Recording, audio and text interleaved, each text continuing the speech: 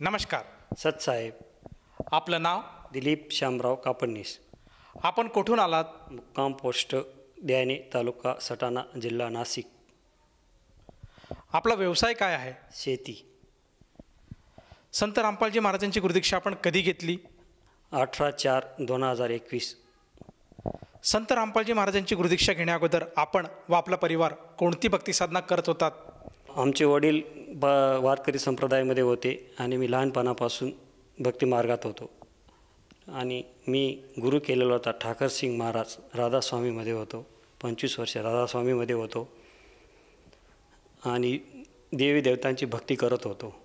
उपवास करणे आणि गणपती बसवणे, 10 दिवस गणपती बसवायचे, भंडारा करायचे, नवरात्र उत्सव करायचे, 9 दिवसात आम्ही भंडारा करायचे, हे सगळी भक्ती करत होतो. जसं तुम्ही सांगितलं की आपण ठाकूरसिंग महाराजांचे भक्त होतात, त्यांच्याकडनं आपण साधना घेतली होती. तर ठाकूरसिंग महाराजांची जी काही भक्तिविधी होती ती थोडक्यात सांगाल का? ते सांगायचे मोक्षाचा मार्ग आहे, त्रिकुटीपर्यंत जातो. त्या सांगितलं की गुरु करावा लागतो, मोक्ष मिळतं. पण एवढं करून मी दुःखीच राहिलो त्या मी व्यक्ती सोडून दिली. जसं तुम्ही सांगत आहात की आपण महाराष्ट्रामध्ये जी प्रचलित भक्ती साधना आहे ती भक्तिविधी करत होतात आणि प्रामुख्याने आपला जो पिंड आहे हा भक्तीचा पिंड आहे. आपल्या घरामध्ये सुद्धा आपले वडील जे आहे हे वारकरी सांप्रदायिकचे होते. तर मला हे विचारायचं आहे की संत रामपालजी महाराजबद्दल आपल्याला माहिती कशी मिळाली आणि आपण त्यांच्या शरणात कसे आलात? मला कोरोना झाला. कोरोना झाल्यावर मला एकांत रूममध्ये ठेवण्यात आले आणि मी तेथेच विचार केला की मी ठाकरसिंग महाराजांची भक्ती करूनही मला कोरोना झाला आणि मला सगळ्यांमधून अलग ठेवण्यात आलं. तर एवढं करूनही मी एवढं करून मी दुःखीच राहिलो. मी तिथंच मोबाईलमध्ये यूट्यूबवर संत रामपालजी महाराजांचा सत्संग ऐकला. त्याच्यावर मला कळलं की खरी भक्ती काय आहे, शास्त्रानुसार काय आहे हे मला तिथं कळलं आणि मी लगेच त्या नंबर फ्लॅश होता आणि या नंबरवर कॉल केला आणि मला घरच्या घरी ऑनलाईन नाम मिळालं. जसं तुम्ही सांगत आहात की आपल्याला ऑनलाईनच्या माध्यमातून संत रामपालजी महाराजांची गुरुदीक्षा मिळाली आणि आपण कोरोना पीडित होतात आणि आपण क्वारंटाईन होतात.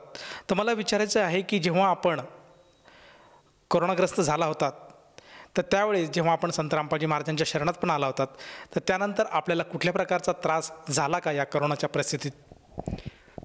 कोरोना परिस्थितीत फार त्रास झाला.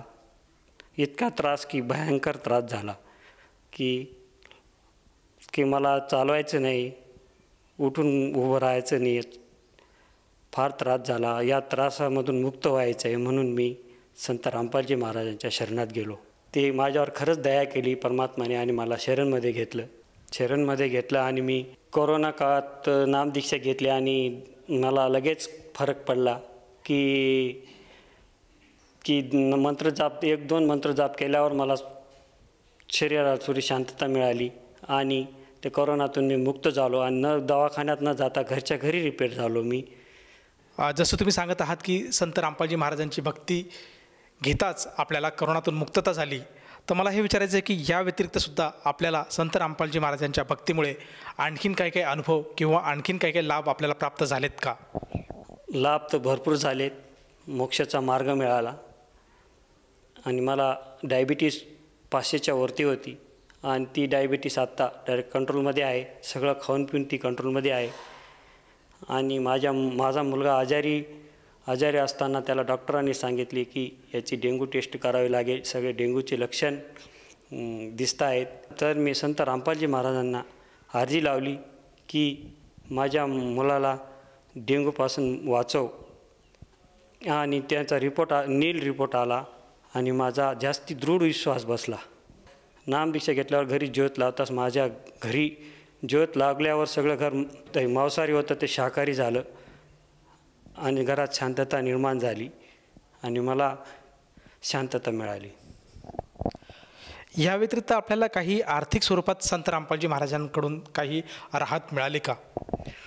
माझ्यावर फार कर्ज झालं होतं की ते कर्ज फेडणं फार मुश्किल होतं. तर मला परमात्माने एकाच वर्षात ते कर्ज नील केलं जसं तुम्ही सांगत आहात की संत रामपालजी महाराजांच्या सद्भक्तीमुळे आपल्याला बरेचसे लाभ प्राप्त झालेत, शारीरिक स्वरूपात, आर्थिक स्वरूपात.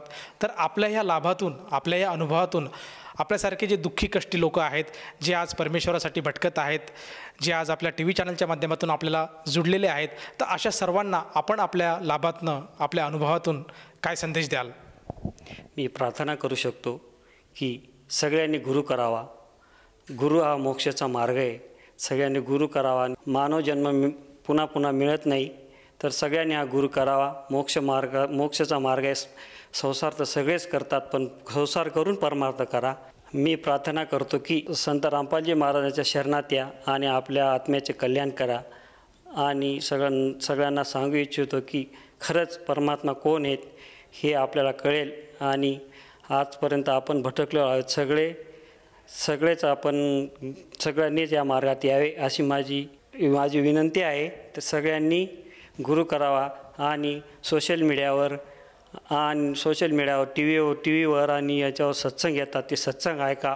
खरा परमात्मा कोण आहे हे ओळखा. आणि पुस्तक आहेत ज्ञानगंगा, जे जगण्याचा मार्ग, हे पुस्तक वाचा. त्या पुस्तकातून आपल्याला ज्ञान कळेल. काय खरी भक्ती काय आहे, शास्त्रानुसार काय आहे हे लोकांना सांगा. लोकांना कळेल की खरं भक्ती काय आहे. जसं तुम्ही सांगत आहात की संत रामपालजी महाराजांचं ज्ञान हे आज टी व्ही चॅनलच्या माध्यमातून सगळ्या जगासमोर येत आहेत. त्याचप्रमाणे सोशल मीडियाचे जेवढे पण प्लॅटफॉर्म आहेत, यूट्यूब आहे, फेसबुक आहे, इंस्टाग्राम आहे, ट्विटर आहे, या सर्व संकेतस्थळी संत रामपालजी महाराजांचं ज्ञान आज बिखरू पाहत आहेत. तर यातूनसुद्धा संत रामपालजी महाराजांची माहिती मिळू शकते समाजाला, आणि त्यांचं ज्ञान संपादित करून समाज संत रामपालजी महाराजांची सद्भक्ती स्वीकारू शकतो. तुम्हाला हे विचारायचं आहे की जेव्हा एखाद्या साधकाला वाटलं की आपण संत रामपालजी महाराजांची ज्ञान घ्यायला काही हरकत नाही, त्यांच्याकडनं गुरुदीक्षा घ्यायला काही एक हरकत नाही, तर ती व्यक्ती संत रामपालजी महाराजांची गुरुदीक्षा कशी घेऊ शकेल? विविध चॅनलवर सत्संग येतात, सोशल मीडियावर, यूट्यूब, इंस्टाग्राम, ट्विटरवर सत्संग येतात. त्या सत्संगावर पट्टी येते, त्या पट्टीवर नंबर फ्लॅश होतो. त्या नंबरावर फोन करून आपण जिथं राहतो, ज्या जिल्ह्यात राहतो त्या जिल्ह्यात सेंटर नंबर मिळेल, आणि त्या नंबरवर आपण कॉल करून नामदीक्षा घेता येते. जसं तुम्ही सांगत आहात की आज संत रामपालजी महाराजांच्या दयेने महाराष्ट्रामध्ये नव्हे तर पूर्ण जगामध्ये बऱ्याच ठिकाणी प्रत्येक जिल्ह्यामध्ये संत रामपालजी महाराजांच्या नामदान केंद्राची उभारणी झालेली आहे. आणि सत्संग चालू असताना टी व्ही चॅनलवर काही नंबर दिसतात, त्या नंबरवर जर साधकाने संपर्क साधला तर त्याला अगदी जवळच्या जिल्ह्यामध्ये जो काही नामदान केंद्राचा सेंटर आहे तिथला पत्ता मिळतो, आणि तेथे जाऊन ती व्यक्ती संत रामपालजी महाराजांची गुरुदीक्षा घेऊ शकते. मला हे विचारायचं आहे की या नाममंत्रासाठी, या गुरुदीक्षेसाठी त्या व्यक्तीला किती पैसे मोजावे लागतात? 1 रुपयाही द्यावाने लागतात. फ्री ऑफ कॉस्ट दीक्षा दिली जाते. भक्तिबोध दिला जातो आणि एक फोटो दिला जातो, शिवाय फोटो दिला जातो. धन्यवाद सतसाहेब. संपूर्ण विश्वामध्ये 500 पेक्षा जास्त नामदीक्षा केंद्र आहेत, जिथे निशुल्क नामदीक्षा दिली जाते. निशुल्क नामदीक्षा प्राप्त करण्यासाठी आणि अधिक माहितीसाठी संपर्क करा 7030303951 7030303952. अद्वितीय आध्यात्मिक ज्ञान वाचण्यासाठी, पाहण्यासाठी आणि ऐकण्यासाठी संत रामपालजी महाराज ॲप अवश्य डाउनलोड करा किंवा आमची वेबसाईट www.jagadgururampalji.org वर विजिट करा. आम्हाला सोशल मीडियावर फॉलो करा. सर्व पवित्र धर्मांच्या पवित्र शास्त्रांवर आधारित प्रमाणित अनमोल पुस्तक ज्ञानगंगा किंवा जगण्याचा मार्ग यापैकी कोणतेही एक पुस्तक निशुल्क मागवण्यासाठी आपण आम्हाला आपले पूर्ण नाव, पूर्ण पत्ता, पिनकोड आणि फोन नंबरसह लिहून 7030303951 किंवा 7030303952 या नंबरवर SMS करू शकता किंवा 7030303950 या नंबरवर व्हॉट्सअप देखील करू शकता.